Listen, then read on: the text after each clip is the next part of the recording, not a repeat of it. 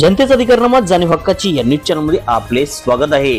दलित महासंघाच्या इचलकरंजी शहराध्यक्षपदी संग्राम केंगार तर हातकणंगले तालुका कार्याध्यक्षपदी आरिफ मोमीन यांची नियुक्ती। आज इचलकरंजी येथे दलित महासंघ इचलकरंजी शहराध्यक्षपदी श्री संग्राम बजरंग केंगार आणि हातकणंगले तालुका कार्याध्यक्षपदी श्री आरिफ मोमीन भैया यांची निवड दलित महासंघाचे महाराष्ट्र राज्य अध्यक्ष श्री सतीश दादा मोहिते यांच्या उपस्थितीत श्री सतीश दादा मोहिते यांच्या व इचलकरंजी शहर वाहतूक शाखेचे उपनिरीक्षक श्री किरण कांबळे यांच्या हस्ते निवडीचे पत्र देण्यात आले।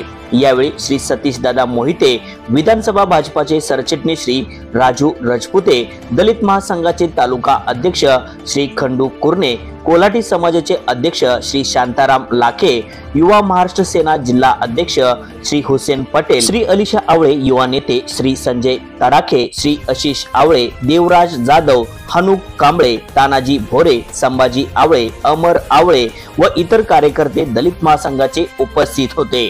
चला तर पाहूया सविस्तर वृत्तांत न्यूज चॅनल प्रतिनिधी सौ वंदना कोरेसह। दलित महासंघाच्या वतीने इचलकरंजी शहरामध्ये दलित महासंघाची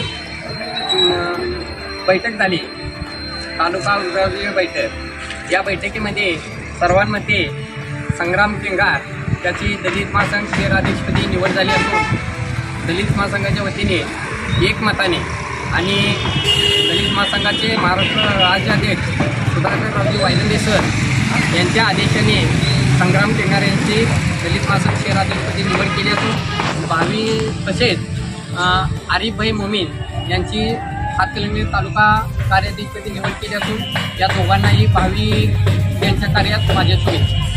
जनतेचा अधिकार नामा जाणीव हक्काची या न्यूज चॅनलला लाईक, शेअर व सबस्क्राईब करण्यास विसरू नका व सदैव रहा अपडेट। जाहिराती व बातमीसाठी आजच न्यूज चॅनलशी संपर्क साधावा 80 87 820 897।